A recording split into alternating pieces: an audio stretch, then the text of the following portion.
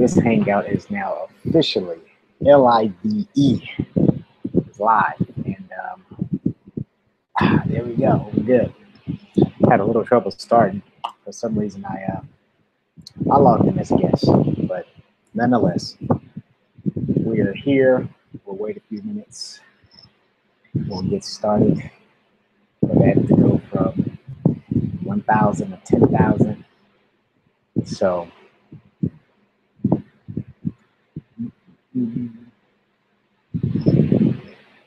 All right, so we'll get started, people. So thank you so much for joining me, Coach James. Welcome back to mi casa. This will be a short one, maybe about 10 minutes, 15 minutes, but I've gotten a little bit of flack, kickback, feedback, especially since being in the fitness world, and people are confused, I guess, for lack of a better word. Right? It's like, you got your own brand, you're doing awesome, you should do it like this, do it like that. Why are you doing that Beachbody thing? They always call it a Beachbody thing, right? It's never, why are you doing that business? Why are you doing that thing? Anyway, so I wanted to share why I am doing this thing, why I am doing this Beachbody fitness, why I decided to go in this direction for now. So let's a little bit of background. Again, Coach James, just to restart. I'm a dad, first and foremost. I enjoy that immensely. I have 4 beautiful boys, 2 beautiful girls. They are awesome. They're athletic, they're fit, they're dancers. They play baseball, soccer, basketball, they run track, they do it all. They get it honestly, right? So, we're building a legacy of fit people today and tomorrow. So, a little bit more about my background. I'll share that I got the fitness bug a little late in life, roughly when I got to college. So I remember me and my friend, we went to the gym. Nobody was in the gym. I don't know if we had 5 pounds or 10 pounds, but we grabbed it. We're doing our curls. And after about 8 or 9 curls, that took about 30 seconds. We sat the weights down and we posed for about 20 minutes. And I was a skinny kid. But that was really my first foray into fitness. And I was, it was exciting. It was fun. That's kind of when I got the bug. That's when I saw the potential of what I could physically be. But, still took some time to catch on. So that's really how I got the vanity part of fitness, literally doing the set, muscles all pumped, because I never did anything in my life. And from there, I just wanted to keep going. So that's how that started. From there, fast forward, working out. I'm in the gym like everybody else. Not quite knowing what I'm doing, but I'm doing it anyway, especially in college, because it doesn't matter. You just got to look good, right? When you're like 22 years old, you don't even have to know what you're doing. But because you're there, people think you do. So initially with fitness, it was more about vanity. It was just, I wanted to look a certain way. I didn't even really want to be buff. I just know I just worked out. I didn't even know how I wanted to look. In my mind, I wanted to look a certain way, but I wasn't working in that direction to look a certain way. I was just, doing what everybody else did. This dude is doing curls. Well, I'm gonna do some curls. Well, he got 20s, I got 25. Right? It was just really that simple, and wasn't the right way to do it, but it was a good start. Fast forward from there, I became a personal trainer, but before that, the reason that I became a trainer, this is the funny thing about fitness, this story. The reason that I became a personal trainer is because I wanted to play basketball, right? There's 24-hour fitness, and I shared this before, but I used to play hoop a lot. And they had a gym. It was an indoor gym. I loved it. It was fun, right? But I didn't like paying $15 every single time I had to go, and play hoop. So the next best thing for me was to get a free membership. How to get a free membership? Well, join the club. How do you join the club? They were hiring for personal trainers. I could do that, right? So that's what I did. Decided to get on board, got hired, went through the certification, got certified. It was fun. But here's what happened, right? Instead of me now playing more hoop, I found that, when you actually get a job, you have to work that job, right? So I'm like, damn, I got to go work. funny how that works, right? So did that for a little bit of time, and it just kind of grew on me.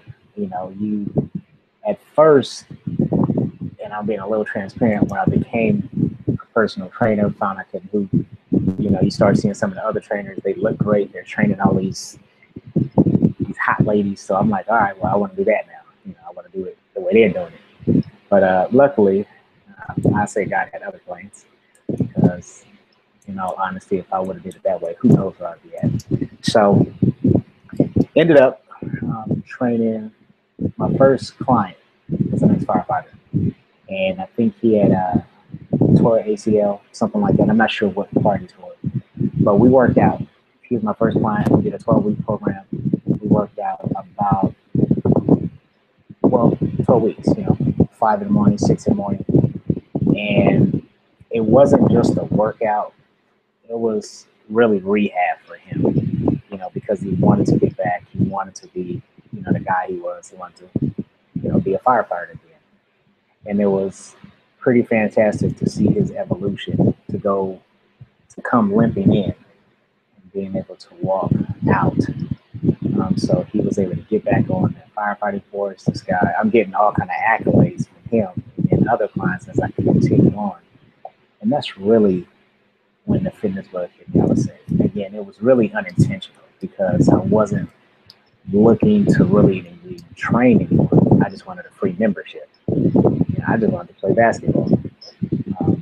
But when I saw what happened, how his life was transformed just by, you know, me coaching him through a program, me working out with him, something that, as far as I'm concerned, he could have did it on his own. Because again, I was naive. I didn't know any better. I just know that this was my job now.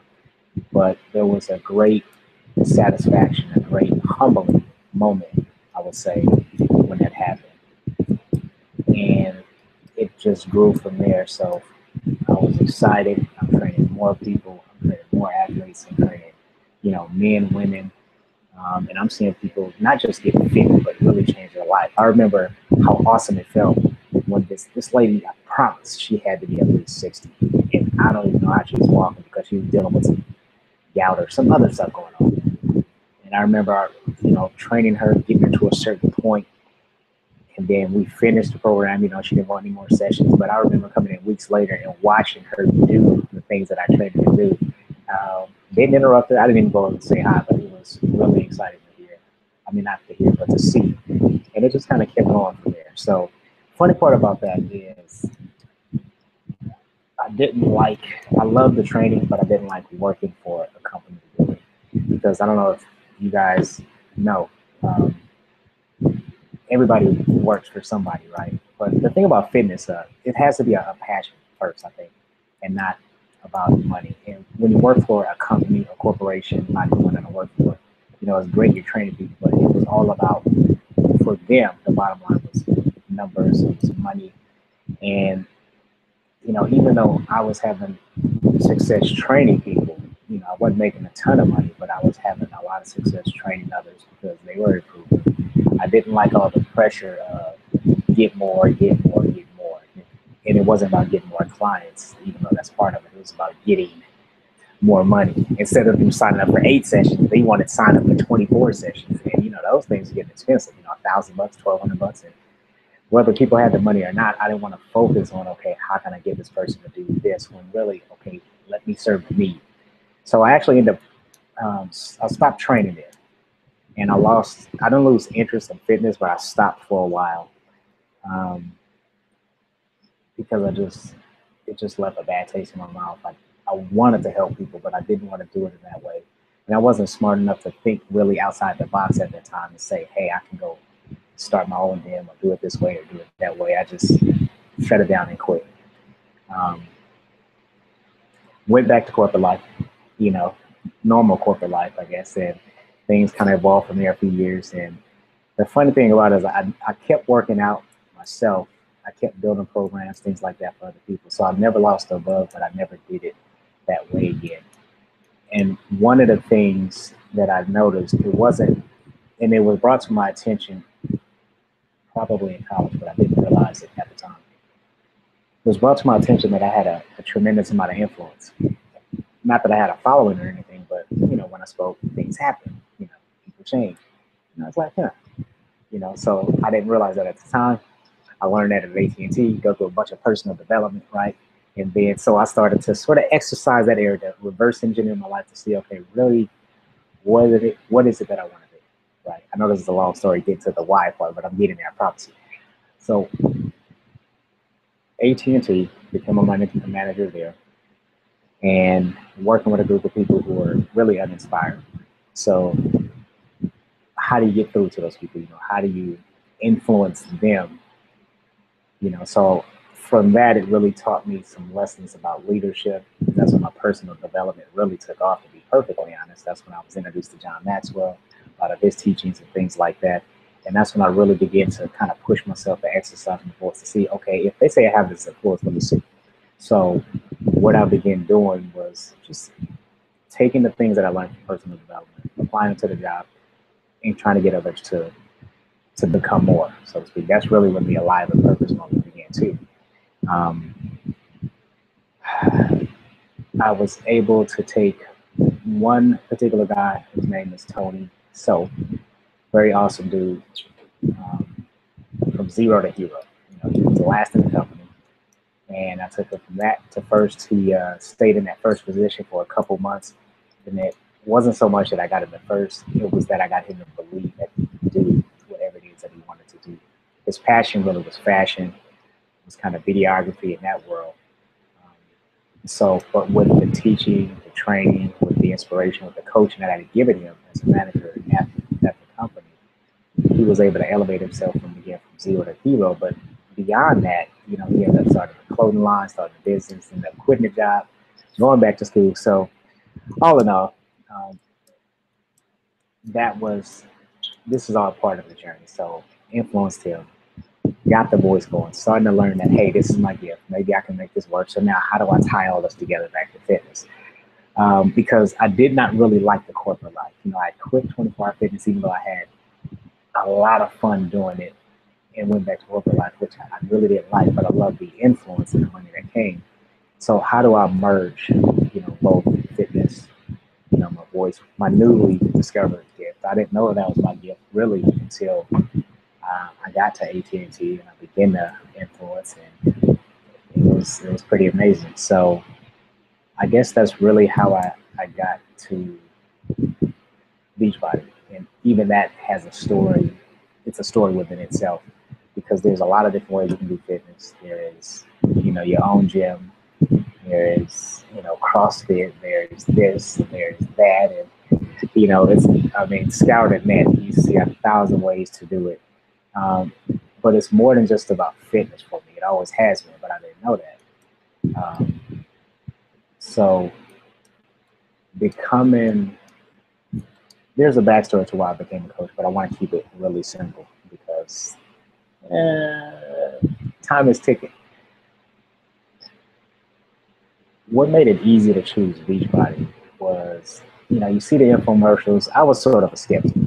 So the first thing I did, I had to, do a program. So when I moved to Georgia, P90X2, saw some really good results. And I was like, maybe this thing is real.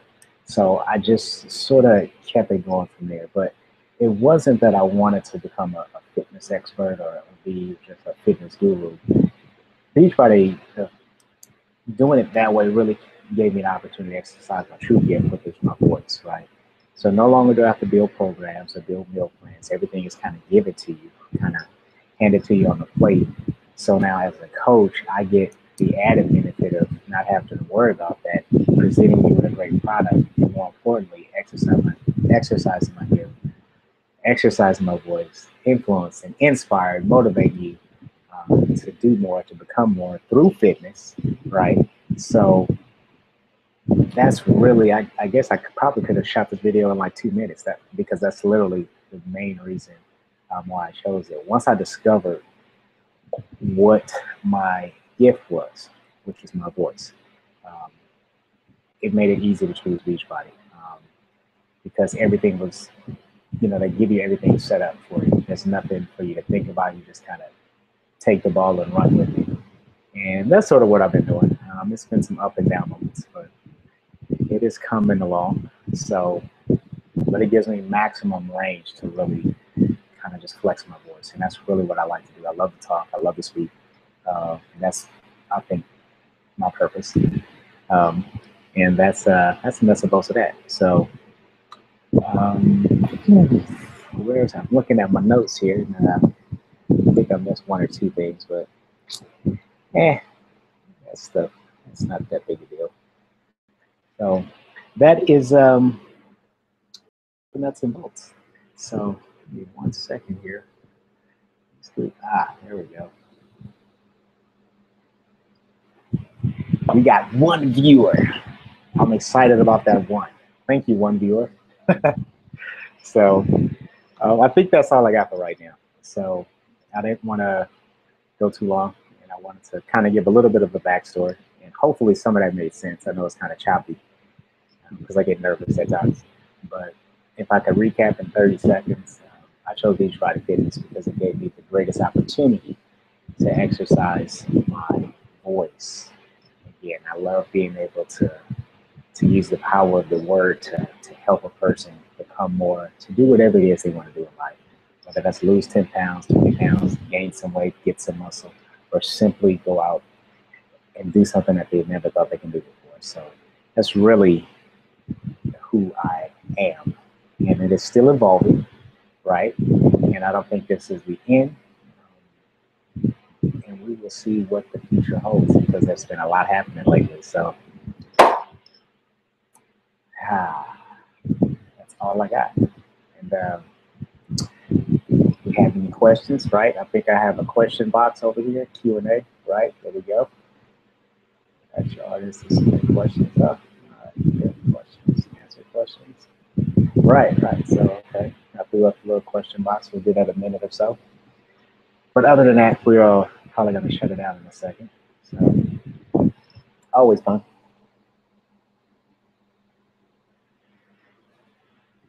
There are no questions right now. All right. I can dig it. So, you guys, it has been fun. And we will do this again. We'll have a little bit more fun topic next time, but I just felt the need to shoot this, invite you guys into this world because that had gotten a few questions, not a lot of questions, but a few questions and a few whys, right? Like how I'm doing fitness is such a bad way. I'm like, are you kidding? This is one of the best ways to do it. I can go and reinvent the wheel, or I could just simply say, here, now let's go get it, right? And honestly, we're in a time and age where people have an attention span of about 9 seconds, or maybe it's 8 seconds. It's short though. So, nonetheless, no questions. Awesome. 1 second, guys. Gotta check this chat box. Anything going on in the chat world? No. So, but Coach James, we're signing off. We will see you next Tuesday, where we'll be talking about something. I gotta pick a really good topic. Nonetheless.